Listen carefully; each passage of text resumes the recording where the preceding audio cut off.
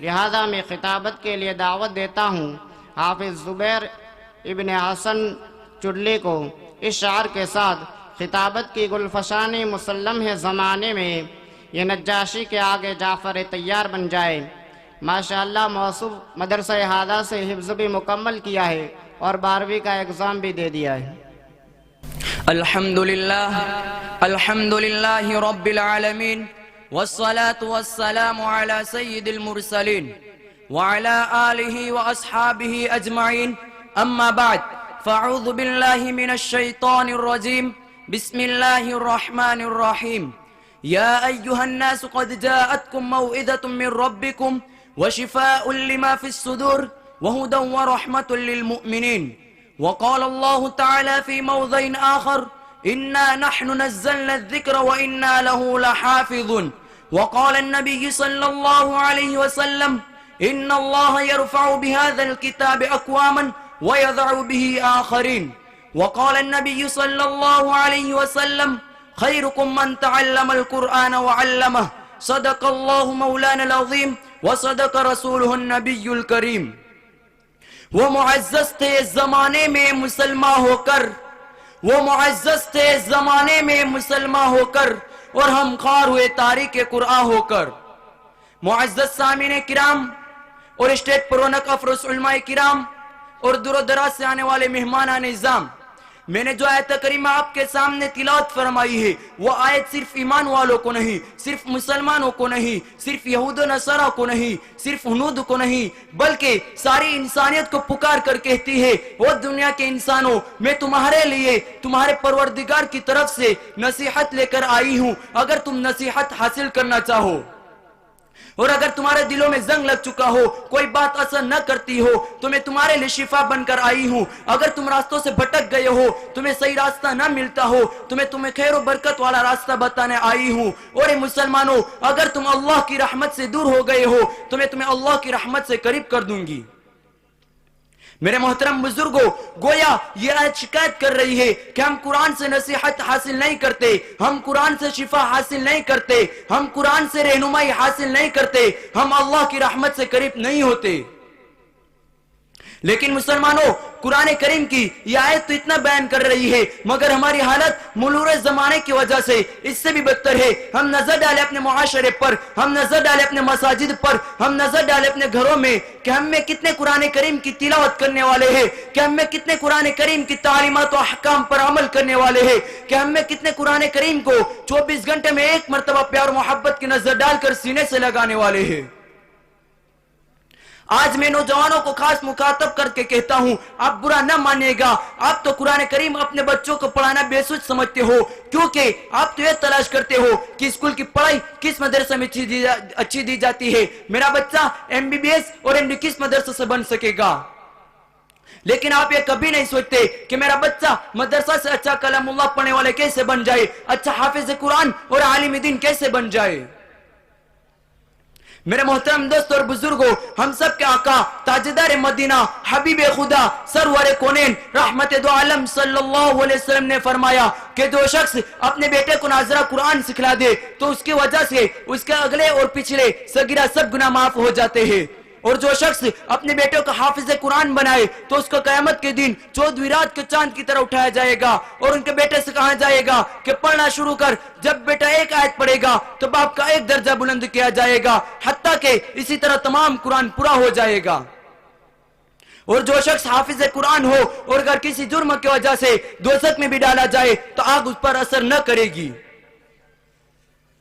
اور ایک حدیث میں یوں آتا ہے کہ کل قیامت کے دن ایک گھڑی نہایت شدت کی آئے گی، وہ گھڑی گھبراہٹ والی گھڑی ہوگی، اس گھڑی میں اللہ جل شانہ کی طرف سے آواز آئے گی: او میرے قرآن کے خدمت گزارو، او میرے قرآن سے پیار محبت کرنے والو، آگے آ جاؤ۔ دنیا میں جنہوں نے CM PM DSP اور PSPO سے یاری دوستی کی تھی، انہیں دنیا میں بڑے بڑے فائدے پہنچے۔ لوگوں جنہوں نے میرے قرآن سے یاری کی تھی، آگے آؤ، میدان میں آؤ۔ کتابوں میں یوں آتا ہے کہ جتنے اللہ کے بندے میدان حشر میں اللہ کے پاس آئیں گے، ان کے منہ سے کستوری کی خوشبو آ رہی ہوگی، اتنا اعلیٰ درجہ کی خوشبو کے پورا میدان حشر مہک اٹھے گا، ساری کی ساری دنیا حیران اور پریشان ہو جائے گی کہ اس مصیبت والی گھڑی میں کون خوش نصیب لوگ ہیں، کون خوش قسمت لوگ ہیں۔ اتنا برا حال کہ ایک ایک آدمی کی زبان باہر لٹکی ہوئی ہوگی. پوچھیں گے یا الہی کون لوگ ہیں؟ جواب ملے گا تمہیں پتہ نہیں. تم یاد کرو تم دنیا میں اپنے وقت میں لوگوں کی غیبتیں اور لوگوں کی یب بینی اور لہو و لعب اور کنجریوں کے گانے سننے میں مشغول رہا کرتے تھے، اور یہ لوگ میرا قرآن پڑھا کرتے تھے. ان کو صبح میں، شام میں، دن میں، رات میں جب بھی فرصت ملتی میرا قرآن لے کر بیٹھ جایا کرتے تھے، میرے قرآن سے پیار و محبت کرتے تھے. آج میں ان سے پیار و محبت کروں گا. جو لوگ قرآن کریم پڑھنے اور پڑھانے کو فضول سمجھتے ہیں وہ خدا را ان فضائل پر غور کرے. اور میرے بھائیو، اگر یہ قرآن نہ ہوتا تو ہم اور آپ انسان نہ ہوتے، ہماری حالت جانوروں سے بھی بدتر ہوتی. اگر یہ قرآن نہ ہوتا تو نظام کائنات برقرار نہ ہوتا. اگر یہ قرآن نہ ہوتا تو عدل و انصاف اور صداقت و سچائی کا نام و نشان نہ ہوتا. اگر یہ قرآن نہ ہوتا تو شمس و قمر، شجر و حجر، حتیٰ کہ کائنات کی کوئی چیز وجود پذیر نہ ہوتی. اگر یہ قرآن نہ ہوتا تو باپ بیٹے کو اور بیٹے باپ کو نہ جانتے. اگر یہ قرآن نہ ہوتا تو بھائی اور بہن کے درمیان امتیاز نہ ہوتا. اگر یہ قرآن نہ ہوتا تو باپ بیٹے کو اور بیٹے باپ کو نہ جانتے. حسب و نسب کی اہمیت نہ رہتی، عصمت و عفت اور امانت و دیانت کا تصور تک نہ رہتا. اور اگر میں یوں کہوں تو بھی کوئی مذائقہ نہ ہوگا. اگر یہ قرآن نہ ہوتا عبداللہ بن قحافہ صدیق اکبر نہ بنتے. اگر یہ قرآن نہ ہوتا عمر ابن خطاب فاروق اعظم نہ بنتے. اگر یہ قرآن نہ ہوتا عثمان بن عفان ذو نورین نہ بنتے. اگر یہ قرآن نہ ہوتا تو علی بن ابی طالب علی مرتضی اور شیر خدا نہ بنتے. اگر یہ قرآن نہ ہوتا حضرت عائشہ صدیقہ نہ بنتی. اگر یہ قرآن نہ ہوتا حضرت فاطمہ سیدۃ نساء اہل الجنہ نہ بنتی. اگر یہ قرآن نہ ہوتا حضرت حمزہ سید الشہداء نہ بنتے. اگر یہ قرآن نہ ہوتا حضرت عبداللہ ابن عباس رئیس المفسرین نہ بنتے. اگر یہ قرآن نہ ہوتا تو تمام صحابہ رضی اللہ عنہم ورضوا عنہ نہ بنتے. اسی لیے شاعر کہتا ہے مسلمانوں اٹھو قرآن کی دعوت کو پھیلاؤ. مسلمانوں اٹھو قرآن کی دعوت کو پھیلاؤ. جہاں بے ایماں کو عافیت کے راز سمجھاؤ. زمانہ آج بھی قرآن ہی سے فیض پائے گا. زمانہ آج بھی قرآن ہی سے فیض پائے گا. مٹے گی ظلمت شب اور سورج جگمگائے گا. سامعین کرام، پیارا آقا صلی اللہ علیہ وسلم نے فرمایا ان اللہ یرفع بهذا الكتاب اقواما ويضع به آخرین، کہ اللہ تعالیٰ اس کتاب کے ذریعے قوموں کو عزت و رفعت عطا کرتا ہے اور اس کتاب کے ذریعے قوم ذلت و رسوا ہوتی ہے.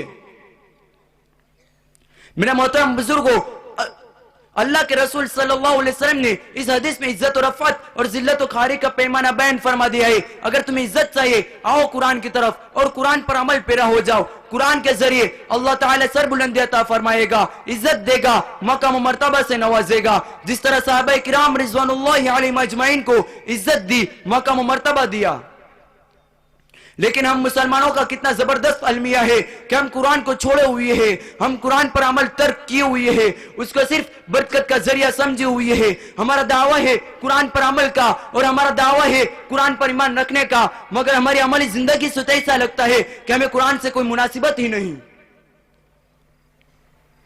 میرے محترم دوست اور بزرگوں، قرآن نے ہمیں پکارا آؤ نماز کی طرف. قرآن نے ہمیں کہا زکوٰۃ کو ادا کرو، ہم نے کوئی توجہ نہیں کی. قرآن نے ہمیں صدا لگائی حقوق اللہ اور حقوق العباد کو بخوبی انجام دو، ہم نے سنی انسنی کر دی. قرآن کہتا ہے مسلمان آپس میں بھائیوں جیسا معاملہ کرو، مگر ہم لوگ ہے کہ دشمنوں جیسا معاملہ کرتا ہے. قرآن کہتا ہے جھوٹ، چوری، لٹ مار اور فتنہ فساد سے بچو، مگر ہم لوگ ہیں کہ ان میں گلے ڈوبی ہوئی ہے. قرآن کہتا ہے آپس میں اختلاف نہ کرو، گروپ بندیاں نہ کرو، اللہ تعالیٰ کی رسی کو مضبوطی سے پکڑ لو، مگر ہم لوگ ہیں کہ ہر وقت لڑنے مرنے، گروپ بندیاں اور الگ الگ بکھرنے کو تیار ہے.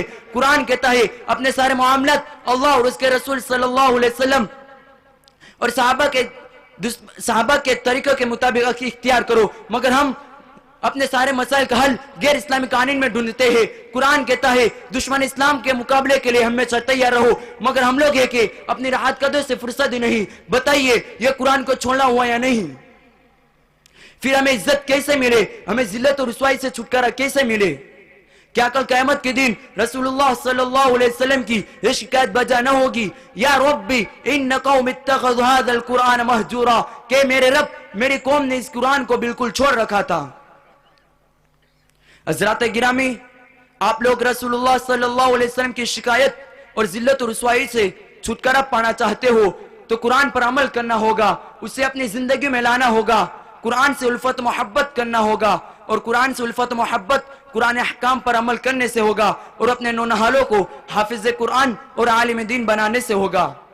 اللہ تعالیٰ سے دعا ہے کہ اللہ تعالیٰ ہمیں اور ہمارے نونہالوں کو قرآن کی عظمت اور قرآن کو اپنے سینے میں محفوظ فرما کر قرآن احکام پر عمل کرنے کی توفیق عطا فرمائے، آمین۔ وآخر دعوانا ان الحمد للہ رب العالمین۔